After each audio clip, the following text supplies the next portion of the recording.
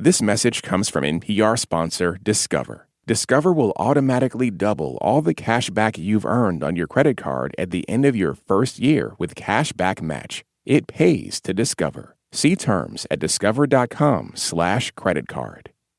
Heads up, folks. There are spoilers for century-old high school literature, which maybe you should read.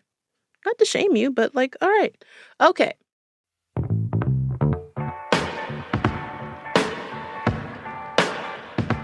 Hey everyone, you're listening to Code Switch from NPR. I'm B.A. Parker.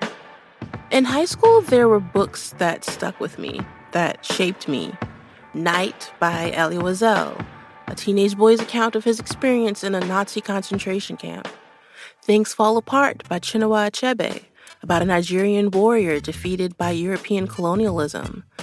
The Stranger by Albert Camus, about an emo French guy too cool to feel or whatever.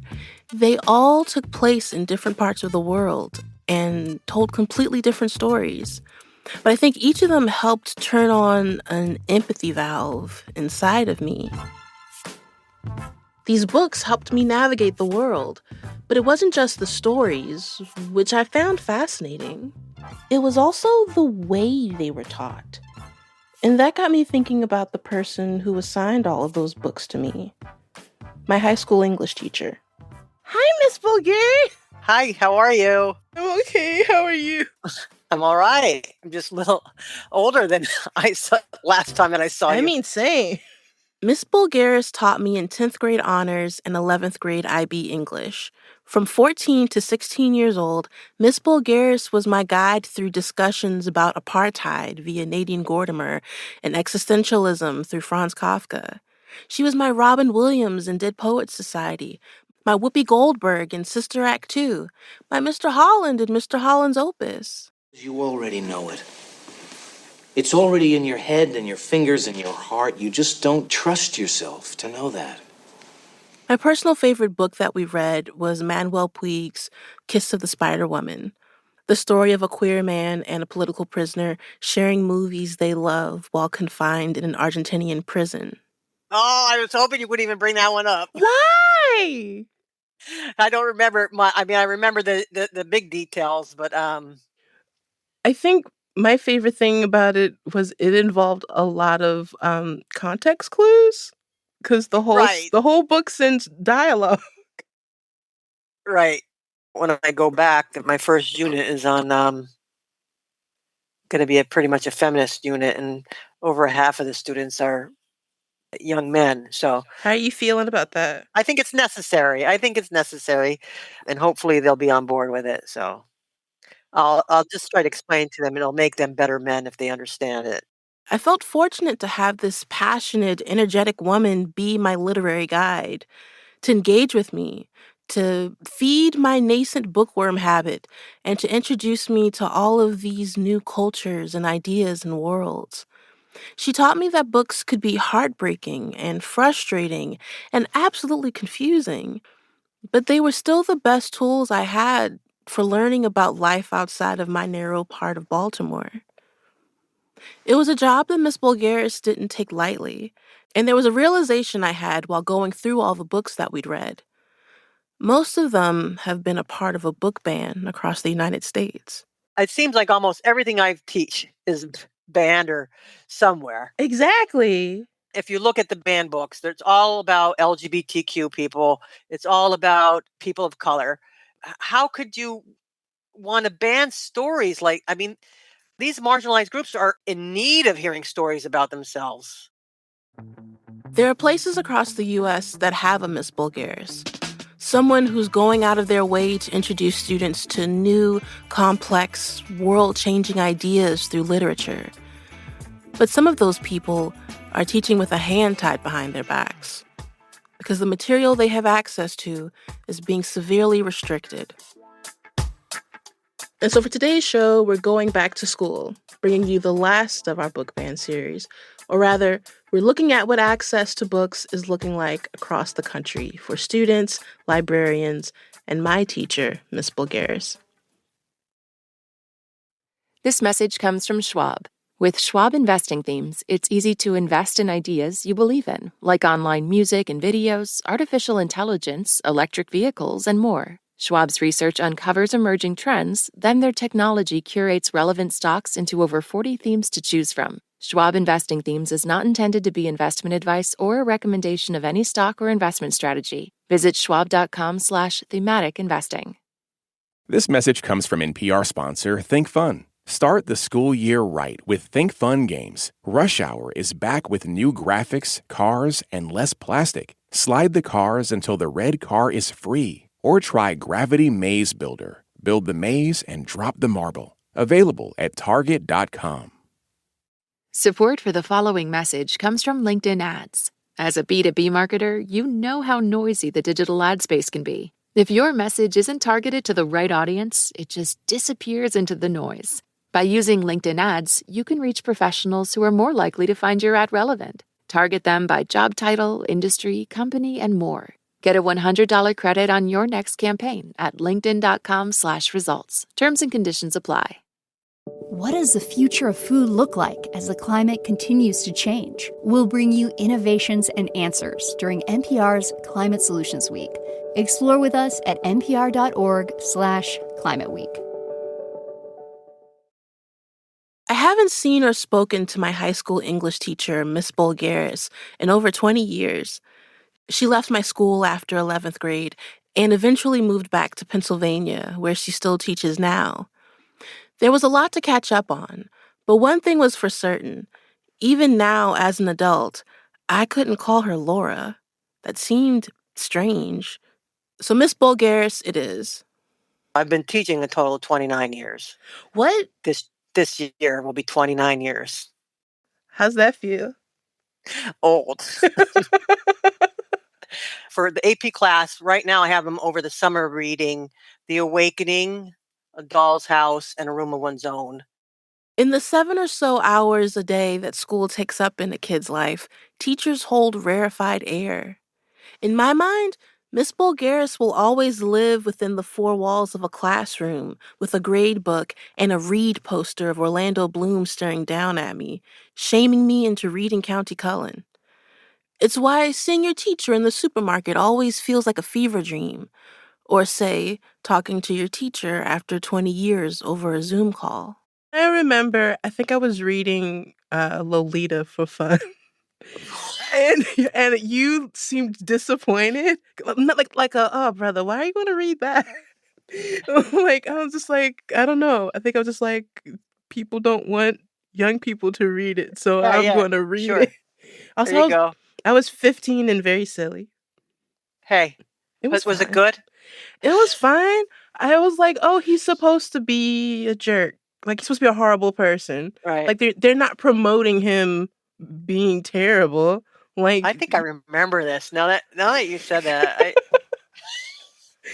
but yeah, like I think I came into the classroom because I had like my like trapper keeper and my like I'm reading Lolita, and you were like, why? only you. Like not like you were like no Right, student right. should read the book, but Right. like I don't know, there were better things to read that were worth my Sure. time. I think I'm less of a snob about what to read. Yeah. I think, yeah, I am. So I probably wouldn't, if someone was reading Lolita today, I'd probably be like, you go, girl, just don't, you do your thing. So far in her tenure, Miss Bulgaris has only had one child exempted from a book in her class. It was The Hobbit. Why The Hobbit? Because it was based on a religious objection. They didn't want the students to read anything with a wizard in the story. Oh. So I remember meeting with them and administration, and it was a very respectful conversation. So in that case, I gave them an alternate read. I don't even remember what it was, but they accepted the alternate read. And I remember for the 2-3 weeks that we were reading The Hobbit, the student was in the library. We went through books in 2 to 3 weeks? Some of them. Emotionally, it felt like a whole semester. I felt like it was just 6 weeks of me reading one book. Now I know that it was 2 to 3 weeks. The Stranger would have been 2 weeks. Oh, it just felt, Metamorphosis I probably did in 1 week. as a young person, it just felt like an eternity. For a kid like me in Baltimore, a semester of school could feel like an eternity. Just like for a kid in Donnelly, Idaho, their single room library could feel like a castle. And Sherry Shaline is the queen of that castle. She's the director of the public library in Donnelly, Idaho, population 258. We have bounce houses that we circulate. Bounce houses? No joke. This is the best library ever. I'm so Yes, sorry. you can get a cotton candy machine if you so desire. This is an absolute fantasy for a kid. They can get all of this with their library card. And this one-room library is packed with books and Legos and American Girl dolls, and also functions as a safe space for kids. Today, if I took you outside, you would see 20 kids running around having camp. So, yeah. And I have one sleeping on the floor right now at my feet. Oh my gosh. I'm sorry. No, he's out. He's like... But all of that kid friendliness is being threatened because Sherry has decided she needs to make this place adults only. Because like a lot of places around the country, Idaho has a new law. It states that a parent or a child can complain about what they deem to be obscene materials in school or the public library. Now, the bill's ideas of obscene include nudity and homosexuality. If a library gets a complaint, they have 30 days to move that book into an adult-only area or be forced to pay a $250 fine. But in this one-room library, she can't curtain off the quote-unquote obscene books. There's nowhere for them to go. Some of the library directors are still like, we don't know what we're going to do. Others are like, it's not a big deal because we'll just move the book from the children's section to the adult section. But then, like, are you going to move all the Captain Underpants books to an adult section? If you do that, how are they going to circulate? Would that be considered harmful for children because it's a captain in his underpants? Yeah, well, it's like the way the law is read, technically it does, because there's like farting. Yeah, it would under the law, a parent could bring Captain Underpants. Yeah. Many aspects of the bill are still confusing for Sherry and a lot of other librarians. So if it's the mere mention of homosexuality, does that mean I cannot have characters that are LGBTQ or alluding to the fact that they're LGBTQ? And harmful to minors. We as a library would not ever choose to have material that was harmful to minors. A lot of people, when we first announced that it was adults only, assumed that we were getting rid of all of our children's literature. Like that we were dumping the kids' books. And it was hard to explain to people that eliminating a book from a library is censorship. So is this new harmful to minors? Are we redefining it? The state legislature is like, no, we're not redefining it. But then others are, yes, we're redefining it. There's no clear answer in the legislation. It's about who can decide. Should it be the legislature, the librarian, or the parent? There's no clear answer. My 14-year-old might perfectly be able to check out a book that your 14-year-old might not be able to. That's not for me as a librarian to decide. My kid has a different reading level. I let my kid read The Hate You Give when he was in 5th grade. And someone said to me, that book has really bad language. And I was like, great. So does this book. And I pulled another book off the shelf called Bowl. And my kid wrote in the front of the book, this book has 36 bad words. My kid can read a book with profanity and be okay. My child is also mixed race and deserves to see himself reflected in literature and the problems that he's going through.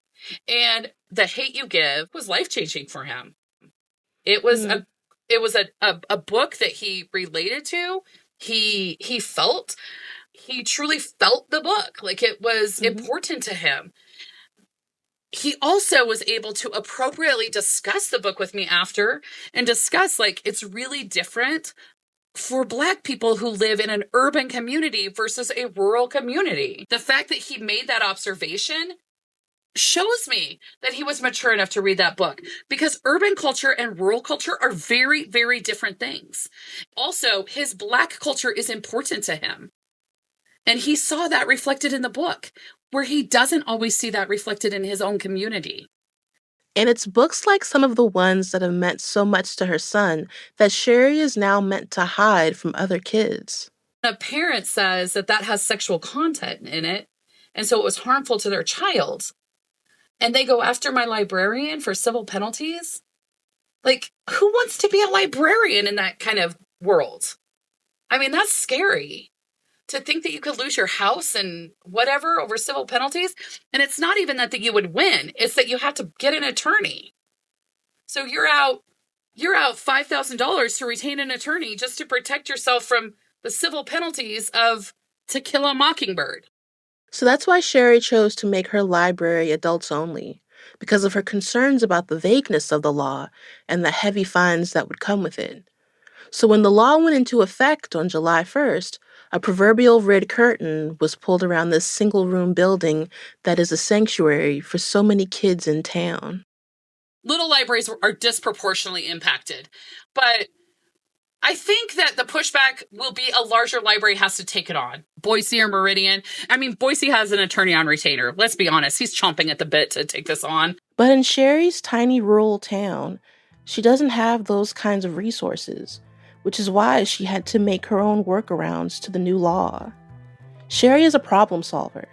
Like when the library felt too small, she got the city to buy her teepees to teach in outside. Now, when kids can't come into the library because of the new law, she's gotten their parents to sign waivers that let the kids in. The first month that we had it, every single parent chose to waive their rights to HB 710.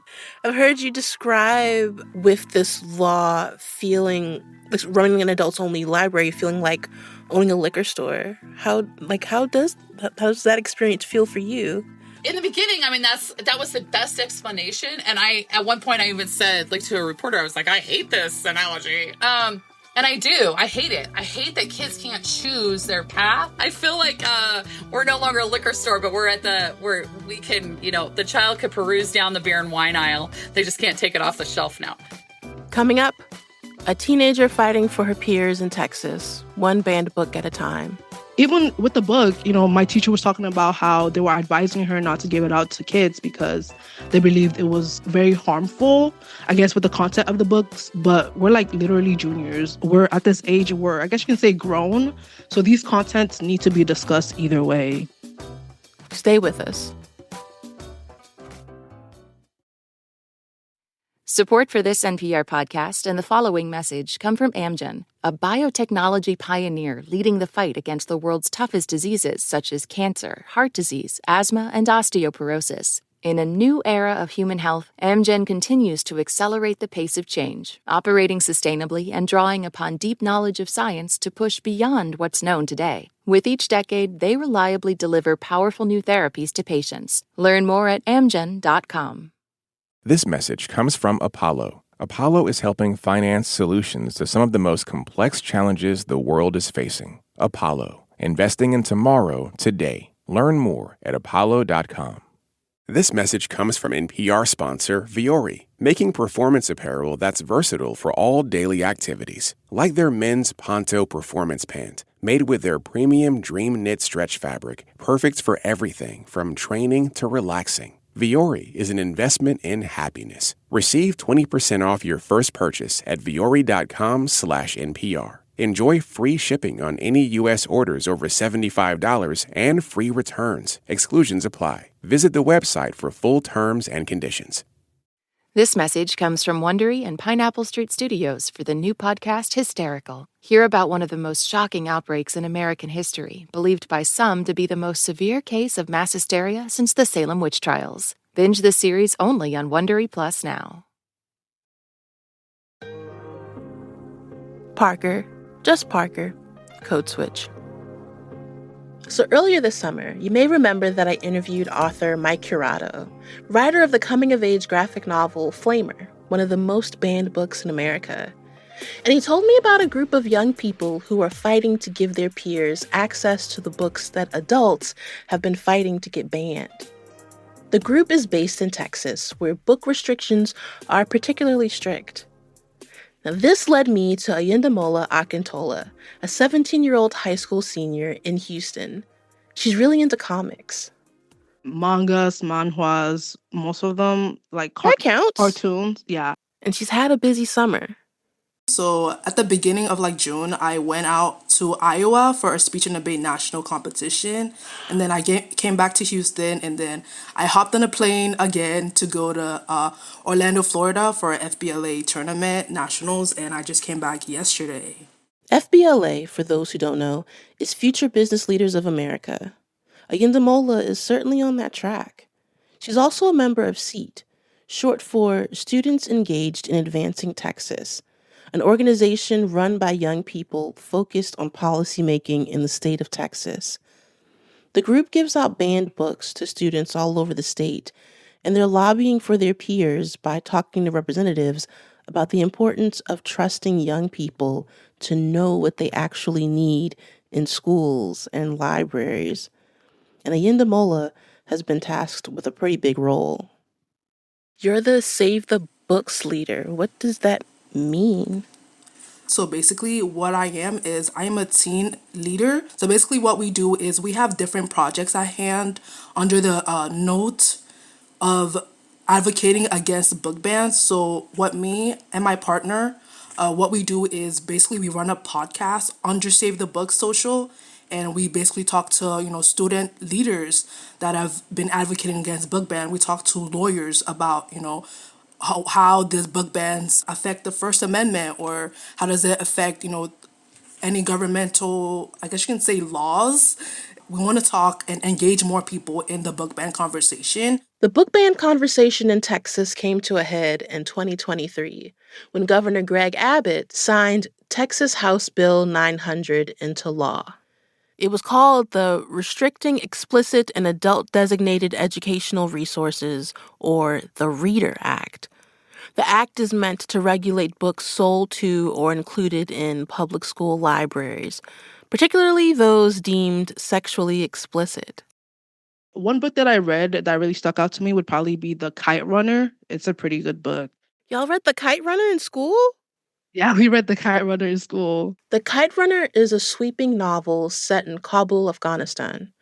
It's about two boys from different class backgrounds who grow up together, and their friendship takes a turn when one of the boys is sexually assaulted. When I read it, I bawled my eyes out. It was really emotional. And I even watched the movie because I believe they had a movie out. But it was a really great book. And, I'm a very emotional person. So that really struck me hard. A lot of the events that went on in the book. So even with the book, my teacher was talking about how they were advising her not to give it out to kids because they believed it was very harmful, I guess, with the content of the books. But we're literally juniors. We're at this age where I guess you can say grown. So these contents need to be discussed either way. So did you feel like you were grown enough to read The Kite Runner? Well, not grown in a sense, but it's with the current climate of the world, I think that, reading The Kite Runner is the least of your worries when it comes to being exposed to content that harsh. I just think that it's just informational, and it's an example of a book that needs to be shared out to kids of our age because it provides a lot of different perspective that if you have not grown up with that kind of content, you would not understand. The Reader Act was taken to the Fifth Circuit Court in Texas, where a lot of the wind has been taken out of the sails of the bill. A lot of the harsher language is gone. But one thing that still frustrates a lot of the young adults about the bill and this fight is the conflation of different groups of children. The Kite Runner is for high school students, not preschoolers. But the bans don't make a lot of room for nuance and discernment. So that fight that adults are having about them already feels in bad faith to students like Ayendamola. She brought up Moms for Liberty as one example. they're the ones perpetuating these book bans in the first place. So they're the ones advocating to these school boards that these books need to be banned for the safety of our children. How does it feel to be met with like this kind of brick wall of adults who say that they know better than you? Honestly, I don't take them to mind because if I'm be like at your grown age, if you're actually arguing with a teenager on how they feel like, they're supposed to be represented, I just don't value your opinion. I just don't I guess you can say I don't value those type of opinions and I normally discard them because, you're obviously bored. Let's just say it.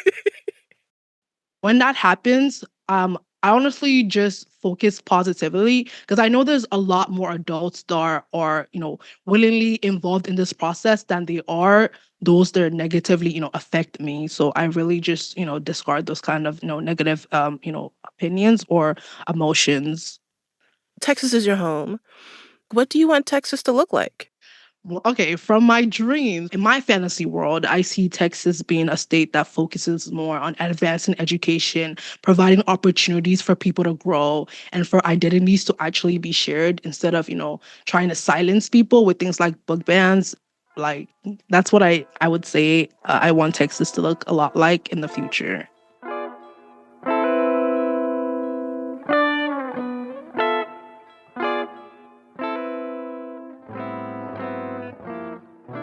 I didn't realize that what I had for those 2 years in high school was a bit like Ayindamola's fantasy. Adults who were focused on advancing my education, on nourishing my relationship with books instead of censoring them, on letting my interests and excitement be a driver in the literature I chose to engage with. Now, I know that I romanticized those years in Miss Bulgaris's class, but it turns out that time really was pretty special. To have a teacher see me, which made her leaving all the more bittersweet. I think it was your last day as my teacher, and you were packing up all of your books and all your things.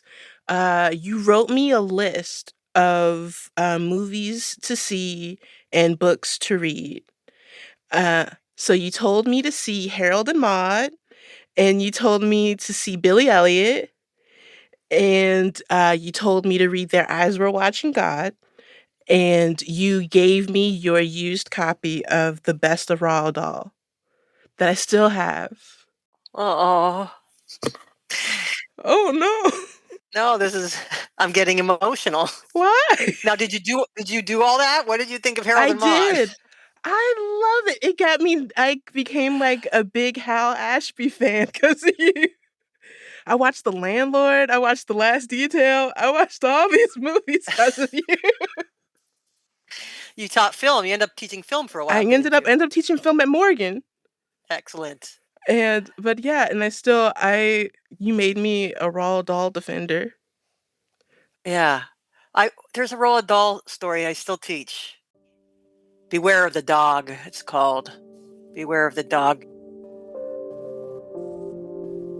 Not to get all saccharine here, but it's kind of appropriate that of all the Roald Dahl stories that Miss Bulgaris would teach, it would be Beware of the Dog.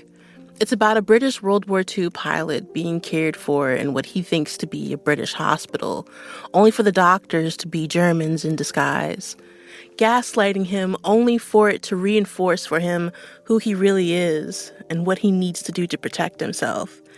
It's about having faith in who you are and your convictions, which is such a high school English teacher lesson, but one that even as an adult, I've still got to keep relearning.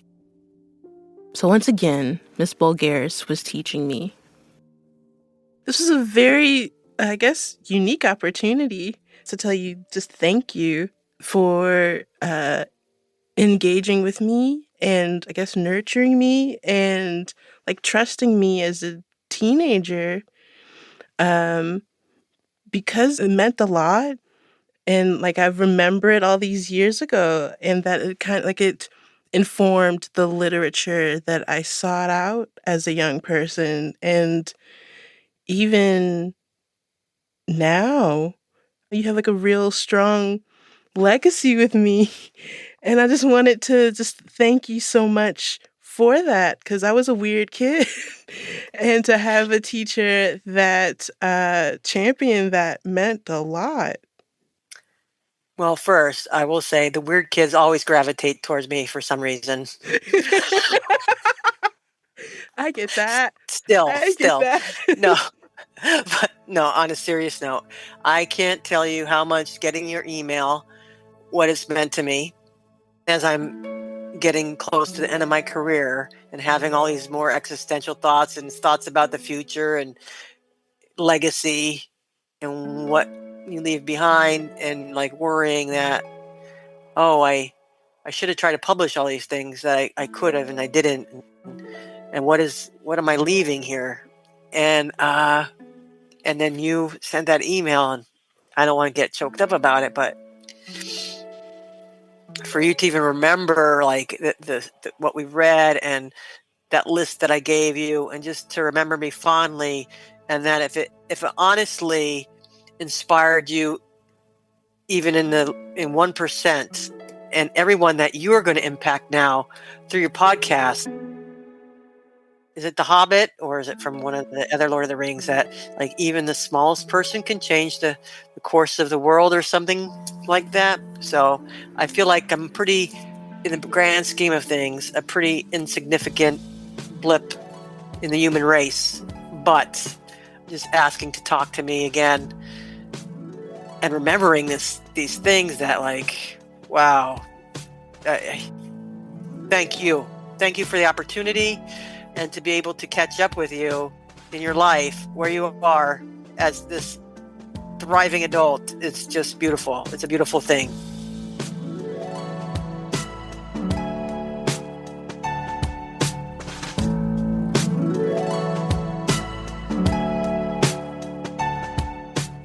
And that's our show. You can follow us on Instagram at NPR Code Switch. If email is more your thing, ours is codeswitch@npr.org. And subscribe to the podcast on the NPR app or wherever you get your podcasts. You can also subscribe to the Code Switch newsletter by going to npr.org/codeswitch-newsletter. And just a reminder that signing up for Code Switch Plus is a great way to support our show and public media. And you'll get to listen to every episode sponsor-free. So please go find out more at plus.npr.org/codeswitch. This episode was produced by me and Christina Kalla. It was edited by Leah Donella and Courtney Stein. Our engineer was Gilly Moon. And a big shout out to the rest of the Code Switch Massive: Xavier Lopez, Jess Kung, Dahlia Mortada, Virulyn Williams, Jasmine Romero, Lori Lizarraga, and Jean Denby. I'm B.A. Parker. Hydrate.